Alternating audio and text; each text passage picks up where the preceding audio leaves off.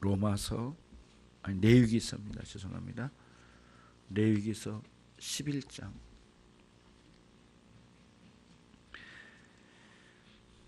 구약 성경 레위기서 11장 44절로 45절입니다. 레위기서입니다. 창세기, 출애굽기, 레위기서 세 번째 책이죠. 창세기, 출애굽기, 레위기서 11장 44절로 45절입니다. 자, 같이 한번 읽겠습니다. 시작. 나는 여호와 너희 하나님이라. 내가 거룩하니 너희도 몸을 구별하여 거룩하게 하고 땅에 기는 바 기어다니는 것으로 인하여 스스로를 더럽히지 말라. 나는 너희 하나님이 되려고 너희를 애굽 땅에서 인도하여 낸 여호와라. 내가 거룩하니 너희도 거룩할지니라. 아멘. 자, 우리 오늘의 교리문답 대요리문답 제95문. 도덕법이 모든 사람에게 무슨 소용이 있습니까? 도덕법이 모든 사람에게 소용되나니 하나님의 거룩한 성품과 뜻과 그들이 따라서 행해야 할 의무를 알게 하는데 소용됩니다. 또 도덕법은 그들이 이를 지키는 데 무능함과 그들의 성품과 마음과 생활에 죄악된 타락성을 확신케 하여 그들로 하여금 그들의 죄와 지난을 느껴 겸손케 함으로써 그리스도에게 완전한 순종의 필성을 보다 더 명확히 깨닫게 하는데 도움이 됩니다. 좀 길지만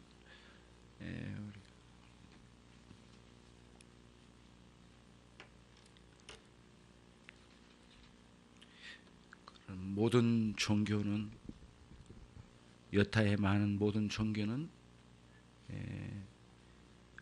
어떤 신앙의 원리를 지켜가는 방식으로 종교의 생활에 들어간 거예요. 근데 기독교, 다시 말씀드릴게요. 다른 종교들은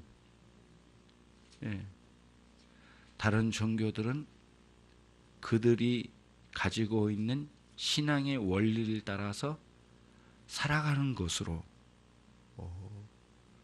자신들의 종교의 모든 것을 다 한다고 봐요. 자, 그러면 기독교는 물론 인생의 삶의 원리도 있어요. 저기 뒤에 저기 꺼도 되겠네요. 김현미 집사님 날로 꺼버리죠 뭐. 이제 그렇게 안 추운 것 같으니까. 그러니까 요 구분을 잘 하셔야 됩니다. 다른 종교는 자신들의 신앙의 원리를 따라서 살아가는 것으로 만족하고 끝내요. 그러나 기독교에는 삶의 원리를 따라서 살아가는 것으로만 만족할 수 없고 삶의 원리를 성경에서 배우지만 그걸 따라서 사는 것으로는 진정한 신앙으로 들어가지 못하게 되는 것이에요. 그러면 기독교는 어디까지 가야 되느냐? 살아계신 하나님의 성품을 경험하고 살아계신 그 하나님의 성품을 우리가 직접 경험하고 그 성품을 닮아가는 데까지 들어가야 돼요.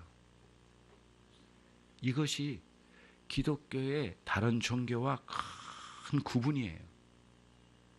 그러니까 어떤 삶의 원리를 잘 지켜가는 것이 기독교의 핵심이 아니에요. 우리는 그 삶의 원리를 지켜가는 것도 물론 있지만 하나님을 만나야 돼요. 살아계신 하나님을. 그게 핵심이에요.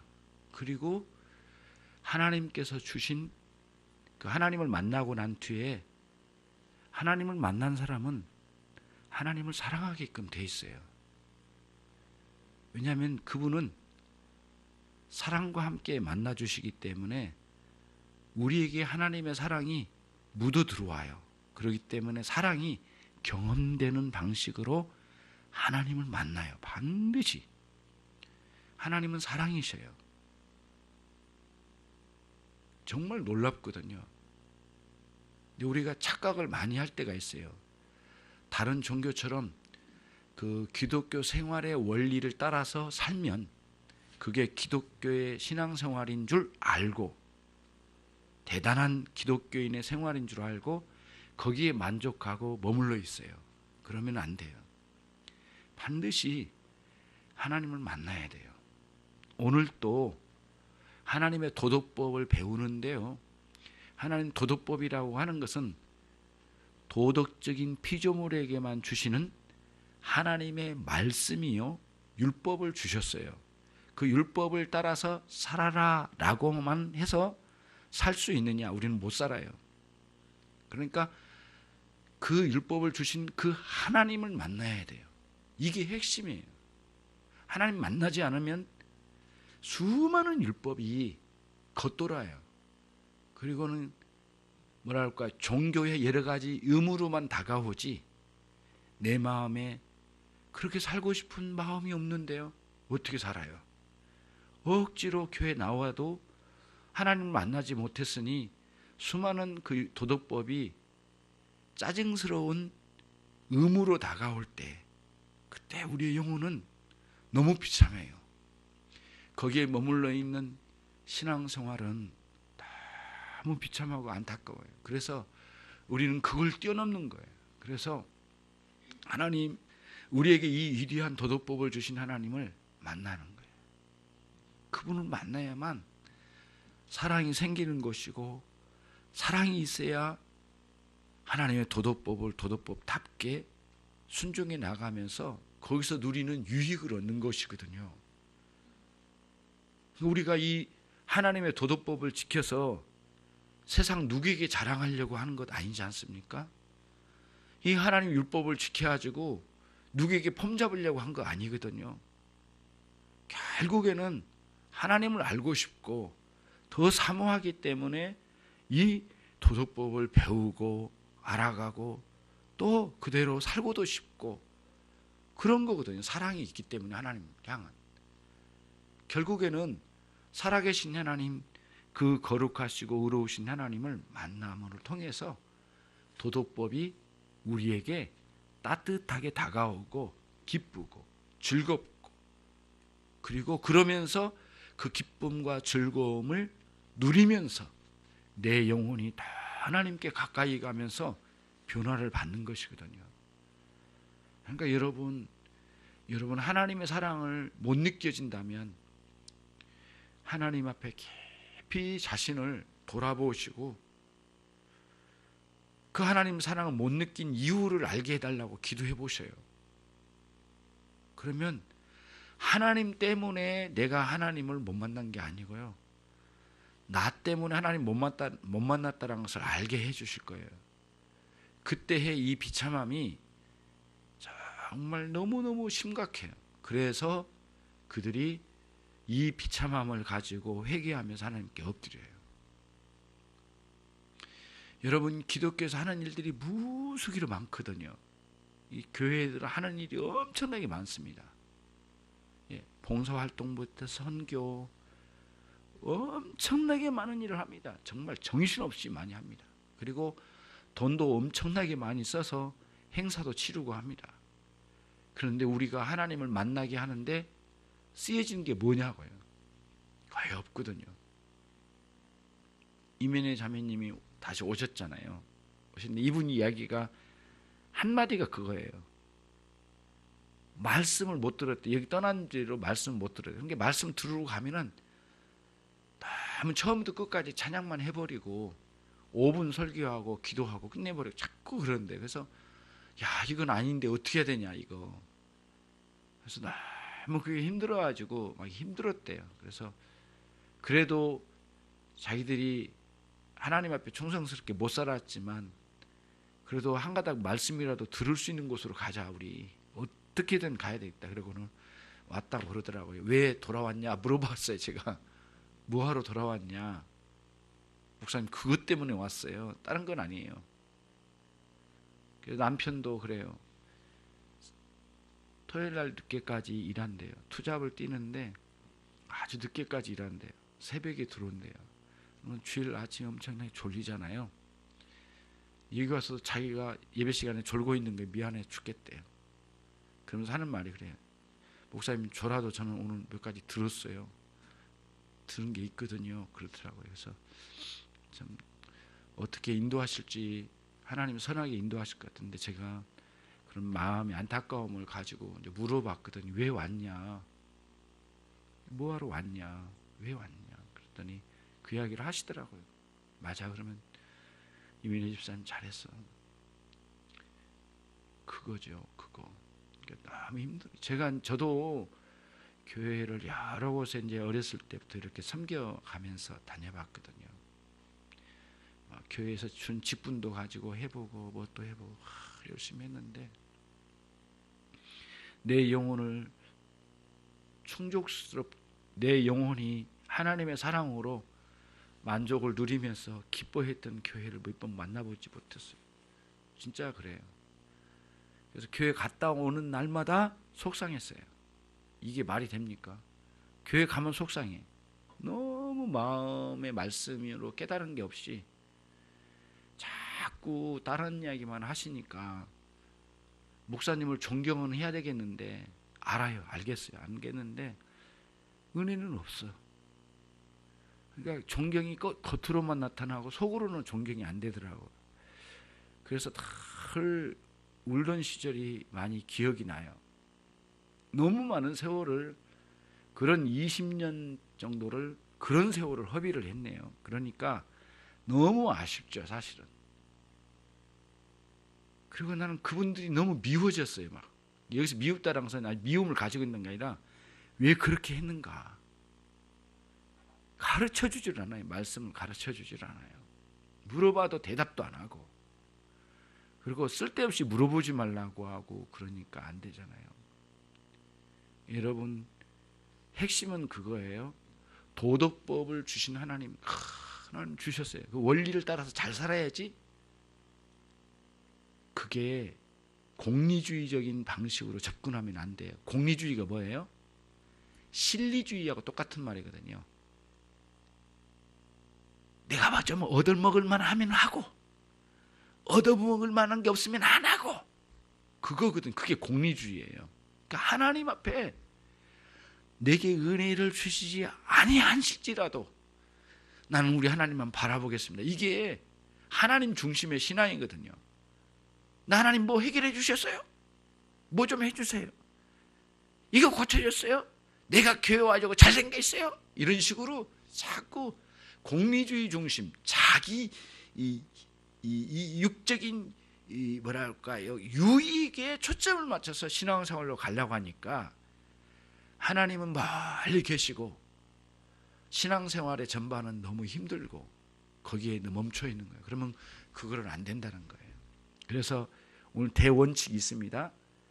하나님의 도덕법을 주신 이유는 그거 잘 지켜라 라고 주시기 이전에 이 내용을 주신 그분이 누군지를 알아라.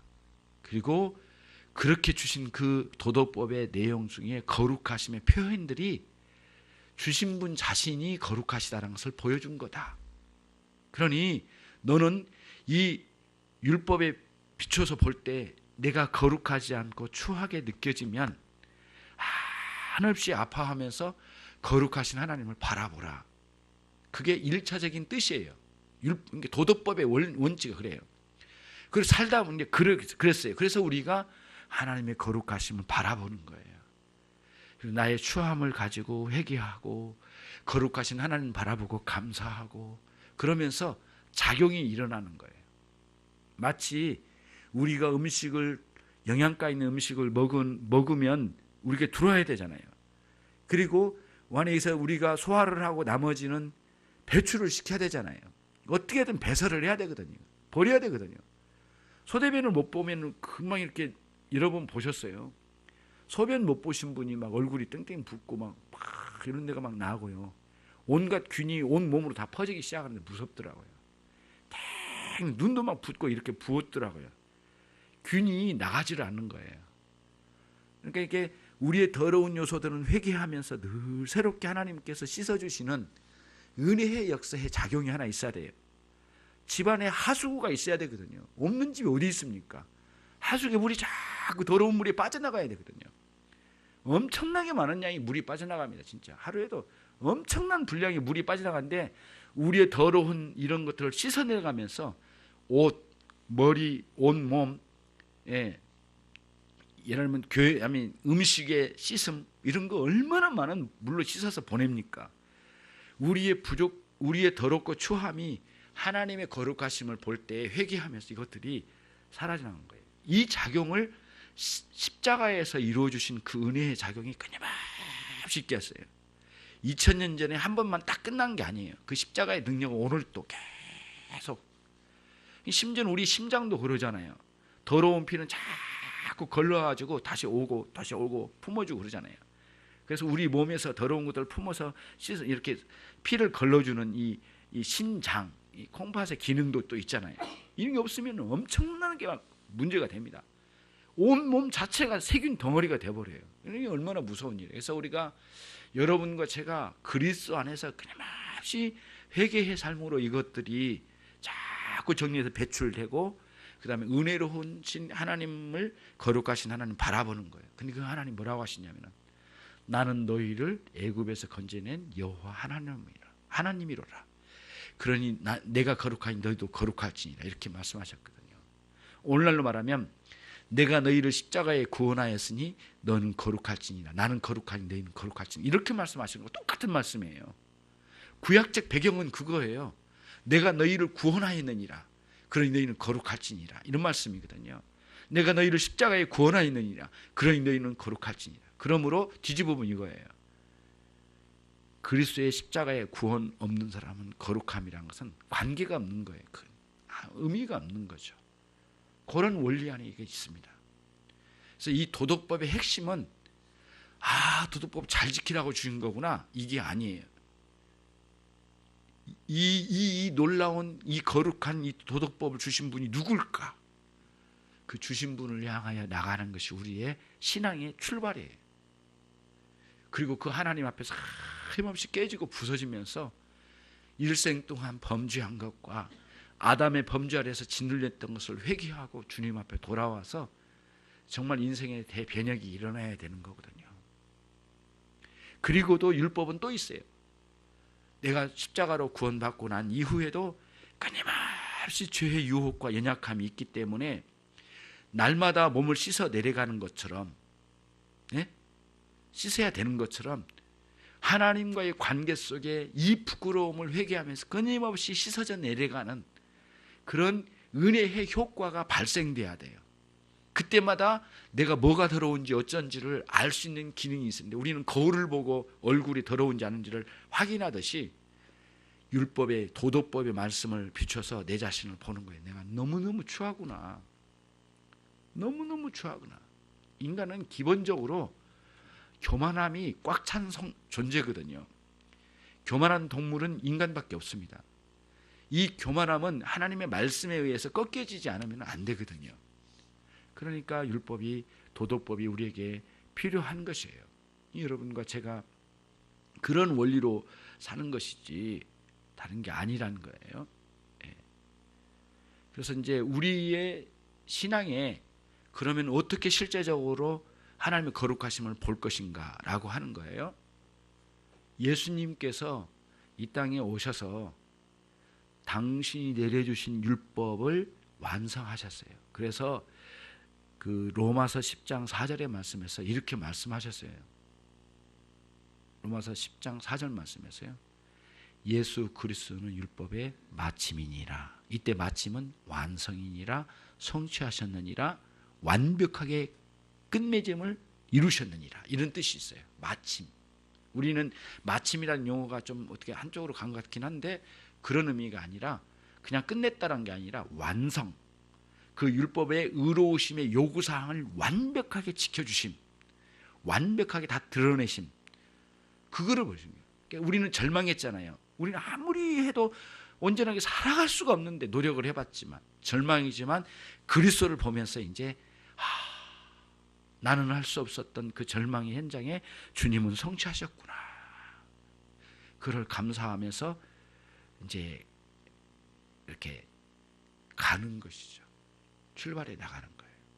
자, 그래서 여러분 여기에 이제 그 제가 드리는 이제 제가 드렸다기보다는 만들어 놓은 우리 그 뭐죠, 이게 뭐죠, 이게 주보를 있잖아요. 주보를 모아 가셔요. 이렇게 모아 가셔요.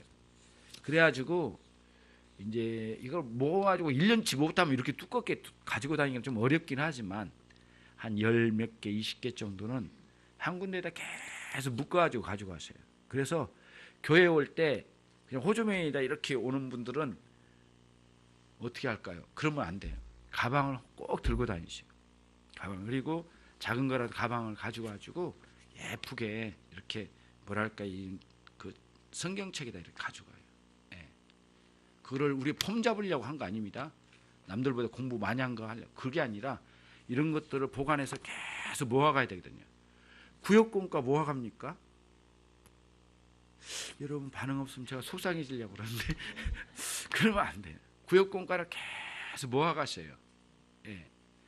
그러니까 저는 일주일 내내 말씀을 준비를 해가지고 세상에 정리를 해가지고 그것도 설교해놓고 또 가가지고 되게 목회자 저도 그래 왔고요. 그래서 설교하고 난 뒤에 다시 돌아보지 않아요. 예. 지금 왜 그런 줄 아세요? 싫어서가 아니라 준비할 게 또 있으니까, 또 다음 걸 준비해야 되니까 볼 겨를이 없어. 앞으로만 가. 근데 이번에 구역공과를 만들면서 제가 생각나는 게 있다. 내가 잘못된 게 많이 있었구나. 그동안에 앞에 것만 봤어요. 공부한 걸, 내가 설교한 거를 반성해 본 적은 없어요. 이거 잘못했다. 이렇게 할 걸. 너무 또 예화만 들었다. 한쪽으로만 갔네? 이런 식으로 자꾸 생각을 하게 된 게 뭐냐면 구역공과 정리하면서 그래요. 지난주 설교를 다시 정리해가지고 쭉 정리해가지고 그 다음에 이 말씀이 어디 나왔지 찾아봐가지고 인용도 하고 막 이렇게 하거든요. 그 작업을 하면서 굉장히 또 한 3-4번은 걸쳐서 이걸 이렇게 해가지고 만들어 오거든요. 예. 음식을 마음껏 하는데 에이 안 먹어요. 나 엄마 안 먹어요. 짜증스러워. 맨 이 된장찌개 아이고 싫어. 그럼 여러분 부모님 어머니 그렇게 하고 어머니 얼굴 한번 봐봐요. 예. 예. 우리 시골 어머니 같으면 먹지 마. 네가 배불렀구나. 먹지 마. 그래서 끝났어. 이제 밥 안 질려. 배고플 때까지 놔둬. 그러면 지가 챙겨 먹어. 이런 식으로 하시거든요. 예. 어머니 아프시면은 머리 아파. 그러면 머리 쪼개. 그러면 이제 할 말이 없어요. 그러게 이제 말이 좀 거칠고 말이 좀 안 되지만은 우리 어머님은 그런 방식이었어요. 이리 와라. 머리를 한번 두들겨 패자. 그러면은 이제 안 아파요, 엄마. 그러니까 이거를 그것도 그렇고 이것도 그렇고 매주 모아가자고요. 예. 이거 없을 때는 주보를 모으자고 누가 그랬을 때 모으지 말라고 그랬어요. 쓸데없는 짓 하지 말라고. 옛날에 그 주보 모았냐, 지난주 주보를 왜 안 모았냐, 뭐 장로님들이 와가지고 김전도사 주보 지난주 거 어디로 갔어, 막 아니 전도사님이 그것도 못 챙기면 뭐해, 그 한 종이 한 장도 못 챙기면 뭐를 하겠어, 막 이렇게 할 때 거기서 이제 제가 이제 뭐랄까 이제 트라우마가 생겼어요. 그래가지고 주보만 보면은 그까짓 거 챙기지도 말라는 게 지나갔으면 챙겨요. 지금은 이제 달라졌어요. 주보 모으기에 사명을 가진 장로님들이 계셨거든요.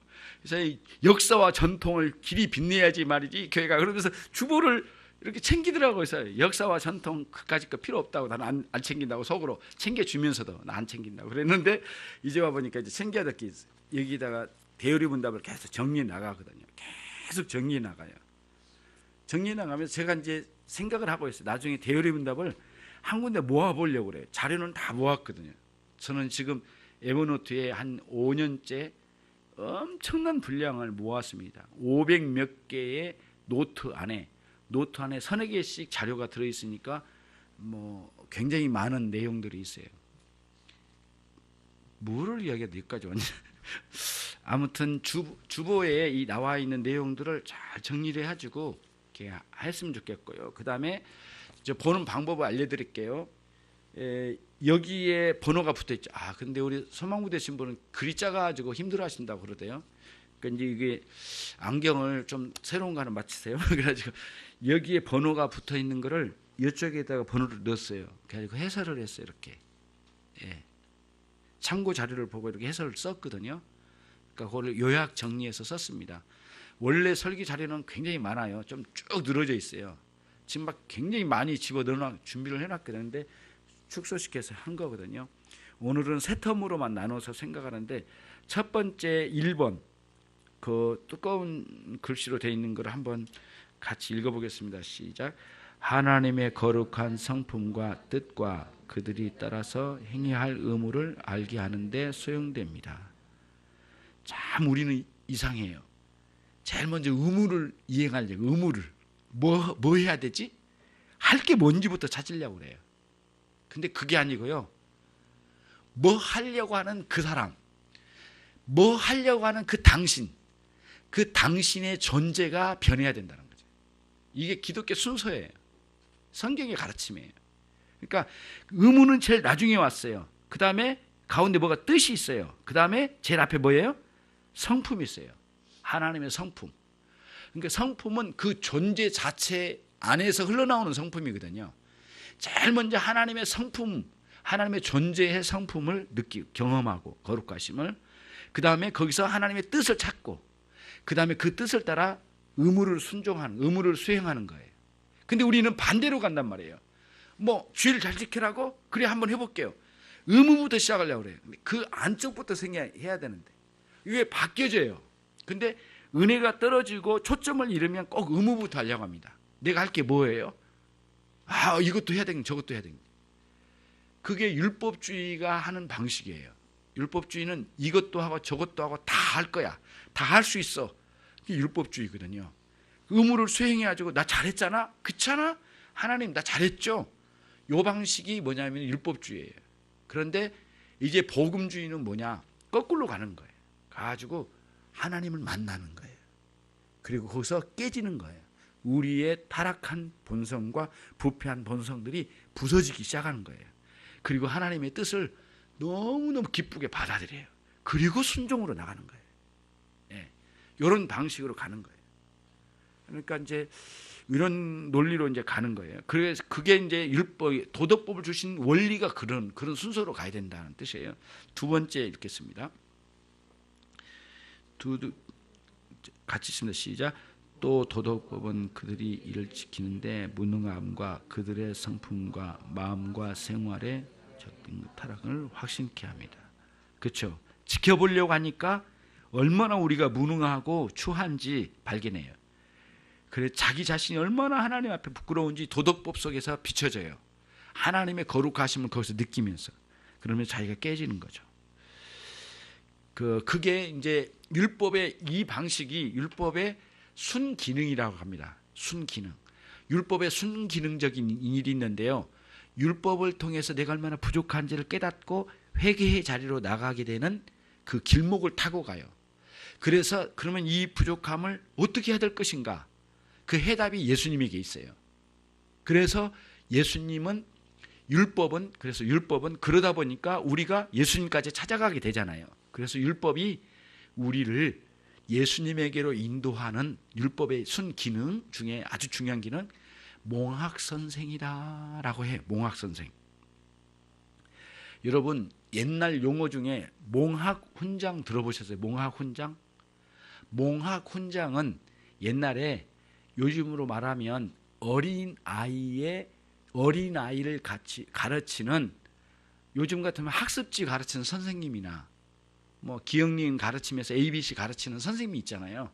아주 어린아이를 가르치는 선생님. 옛날에는 그런 선생님을 몽학훈장이라고 했대요. 근데 여기서는 몽학훈장이 아니라 로마서에서 뭐라고 했냐면 그 갈라디아서 3장 23절 4절에 뭐라고 했냐면은 몽학선생이라고 번역을 했어요. 몽학훈장이나 몽학선생이 같은 말이에요. 어린아이를 길러요. 근데 이 갈라디아서를 기록하는 전체의 흐름의 배경은 언제냐면 어느 문화권에 있어요? 로마 제국의 문화권에 있습니다. 이 갈라디아서를 쓰는 그때 당시 문화가 로마가 다 점령했으니까요. 예. 갈라디아는 물론 이제 그 소아시아 쪽에, 그러니까 터키 쪽에 있는 거지만은 전체 세계 문화는 지금 영어 문화로 거의 지배가 당했잖아요. 오늘 모든 세계가 거의 영어 문화로 다 지배된 겁니다. 지금 요즘은. 그때 당시는 로마의 문화에 다 들어가 있어요. 근데 로마의 문화 중에 하나가 뭐냐면은 몽학 선생이 있습니다. 다시 말하면 몽학 훈장이 있는데, 로마 시대의 몽학 훈장은 어떤 식으로 들어오냐면요, 될 수 있으면 이제 아주 훌륭한 선생님이 오되 그 선생님을 아무나 하는 게 아니에요. 굉장히 지식이 뛰어난 사람인데 대충 이렇게 한답니다. 로마가 여러 나라를 점령하잖아요. 그 점령하면 제일 뭐냐면은 그 우수한 머리를 가진 그 철학자들이나 아주 뛰어난 머리를 가진 사람들을 생포를 해온대요. 항상 로마가. 그래서 로마 그 생포한 그 사람 수백 명 될 거 아니에요. 그 사람 어디로 데리고 가요? 로마 수도로 데리고 가겠죠. 그래서 연구실도 보내고 몇 하겠지만 욕심나는 우수한 인재가 있을 거 아니에요. 그 사람은 장군이나 이런 사람들이 자기 집에 데려간대요. 뭐 하려고 할까요? 자기 자식을 가르치려고. 그래가지고 자식을 아주 훌륭하게 가르쳐달라고 최선을 다해서, 그 포로잖아요. 전쟁 포로인데 노예거든요. 노예인데 대우를 많이 해준 거예요. 너는 평생 내가 널 먹여 살리겠다. 그러나 너는 우리 자식을 좀 가르쳐달라. 그래서 고관 대작의 자녀의 집에 아이들을 가르친대. 열심히 가르친 거예요. 일평생. 근데 어린아이부터 가르치는데 성년이 되는 그 순간까지 가르친대. 예.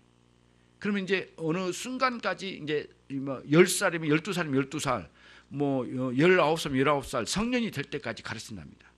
근데 그때 몽학 선생은 아주 무서운 선생으로 그 어린아이 앞에 쓴답니다. 때리기도 하고 엄벌도 주고 엄하게 가르쳐서 공부를 마음껏 시킨답니다. 그런데 성인식이 딱 되고 어른이 딱 되잖아요. 성인이 됐잖아요. 성인식 딱 하면 그때부터 매를 내려놓고 무릎을 딱 꿇는데 그 어린아이 앞에. 그리고 주인님 하고 무릎을 꿇는답니다. 나는 주인님의 종입니다 하고 무릎을 꿇는대요.